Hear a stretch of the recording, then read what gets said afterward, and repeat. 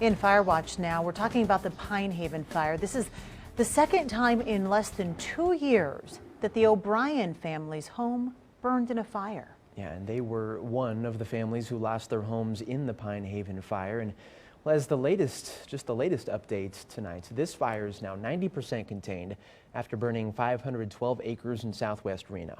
The Reno Fire Department says the fire started around 1 o'clock Tuesday afternoon on a hillside just south of Pinehaven Road. 5 homes are destroyed, 3 are seriously damaged, 21 other structures burned.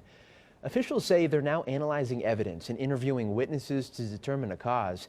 Anyone with information is encouraged to call the Reno Fire Department at 334-2300. Mimi O'Brien and her family are safe after evacuating during the Pinehaven fire, and today they returned to their home, which they say cannot be repaired. Now, this isn't the first time they've been affected by fire. Their house had significant damage from an electrical fire just 19 months ago. The O'Briens just moved back in a couple months ago, only to have their house burned for a second time 2 nights ago. Paul Nelson reports. The Pinehaven fire swept through the Collin Ranch area of Reno Tuesday afternoon, forcing countless residents to evacuate.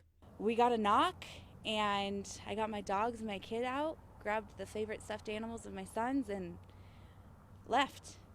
Mimi O'Brien returned to her home Thursday morning. It's still standing, but she says the damage is too much to come back from. They said that it's 100% loss. It's been red tagged, so we can't go in there. And I don't know what their next move is. This is the second time a fire forced her family to move out in back-to-back years. Last time it was an electrical fire that forced them out. We stayed at our neighbor's house, and it was, we worked through it, and it was a long 16 months, but we got it, and we just moved back home. Now the family of 4 is in familiar territory, figuring out how to pick up the pieces after another fire. I think knowing the process might not be a good thing, because I know the ups and downs and the trials and tribulations I have to go through, but we've done it once, we could do it again.